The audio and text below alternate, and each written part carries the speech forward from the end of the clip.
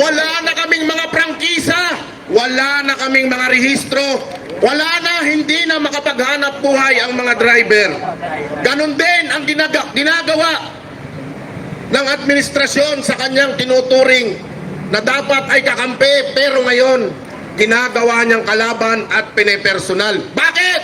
Magandang gabi po sa ating lahat na nandito ngayon. Kami po yung sa Manibela na lagi pong nagpo-protesta ngayong panahon ng administrasyon na to. Wala kaming ginawa kundi magbilag sa araw-araw na ginigipit sa kalsada ng administrasyon. Bakit kami ngayon nandito? Dahil ramdam namin kung paano ginigipit ang pamilya Duterte. Kung bakit kami nandito ngayon, ganun din ang ginagawa sa mga driver at operator ng mga jeepney na araw-araw ginigipit katulad ni Vice President Sara Duterte. Nandito kami naninindigan na dapat ang nakaupo sa gobyerno, lalo na ang nasa Malacanang, ang nagbibigay ng hanap buhay sa kanyang mamamayan. Pero ano ang nararamdaman at nakikita natin ngayon? Sila ang pumapatay sa taong bayan! Yes! Totoo na ipinatupad ito nung panahon ng Administrasyong Duterte ang modernization program ng ating mga jeepney. Pero never kaming pinaysa. Hanggang ngayon, bumibiyahe pa kami! Dahil ito, sa pakikipaglaban natin, hindi na makita. noong panahon ng mga Duterte, hindi kami tinatanggal sa kalsada. May hanap buhay kami. Araw-araw kaming nakakabiyahe. Ngayon, wala na kaming mga prangkisa, wala na kaming mga rehistro, wala na, hindi na makapaghanap buhay ang mga driver. Ganon din ang ginagawa ng administrasyon sa kanyang tinuturing na dapat ay kakampi, pero ngayon ginagawa niyang kalaban at pinepersonal. Bakit? Dahil sa mga ambisyon nila sa 2028. Tama po ba? Yes! Dapat talaga tayong magkaisa. Ngayon, nakailang strike na kami sa kalsada. Simula nang maupo ang bagong administrasyon na ito. Hirap na hirap ang mga driver at operator.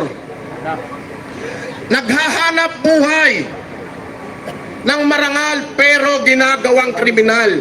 Yung mga tamad, lalong ginagawang mangmang sa pamamagitan ng ayuda. Inuubos ang pondo ng taong bayan. Wala tayong makita kahit na isang tulay na ipinagawa man lamang. Tama! Alam niyo, tama-tama. Hindi namin ito inaasahan. Saan pa kami lalapit? Saan pa kami papanig?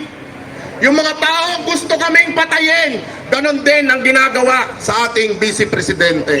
Ang sabi ng ilan, maging neutral tayo. Mga gago kayo, putang ina nyo. Laban! Paano ka magiging neutral kung pinapatay ka na? Sinasakal ka na, tinatanggalan ka na ng hanap buhay. Magiging neutral ka pa ba? Mamamangga ka pa ba sa dalawang ilog? Manindigan ka! Pilipino, manindigan ka! Hindi tayo Pilipino nang wala lang. Hindi tayo Pilipino na api-apihan lamang. Tinatanggalan tayo ng hanap buhay. Inubos ang pondo para sa taong bayan. Ultimo pondo ng PhilHealth na para sa mga may sakit, para sa mga nangangailangan, hindi may paggamot. Ang pondo ginagamit para magpayaman sila. Mga putang ina nyo. Yung mga korap, sabi kanina ang sabi, yung mga korap, bitayin. Hindi na ako pumapayag doon. Putang ina, ngayon pa lang, patayin nyo na! Patayin nyo na! Bago pa dumating na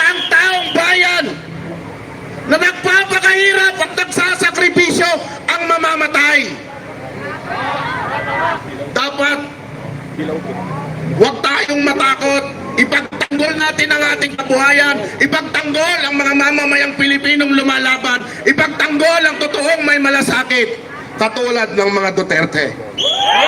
Laban! Kailan pa tayo gigising? Kung ang bansa natin baon na sa kahirapan, kailan pa tayo gigising kapag ang mga Pilipino ba ay hindi na makatayo? Kailan pa tayo makikinig sa ating mga anak? Sana sa Malacanang, sa Kongreso, na wala nang tinigan kundi manggipit, katulad ng ginagawa sa mga karaniwan na driver at operator sa mga commuter na walang masakyan, na dapat gumagawa kayo ng batas na makakatulong sa mga mahihirap na higit na nangangailangan. Wala kayong ginawa kundi gipitin ang pamilya Duterte. Kung magkakaisa pa tayo, mababago ang bansa natin. Maraming salamat po. Laban! Laban! Laban! Laban! Laban! Maraming salamat po at magandang gabi po. Salamat po, Mr. Balbo.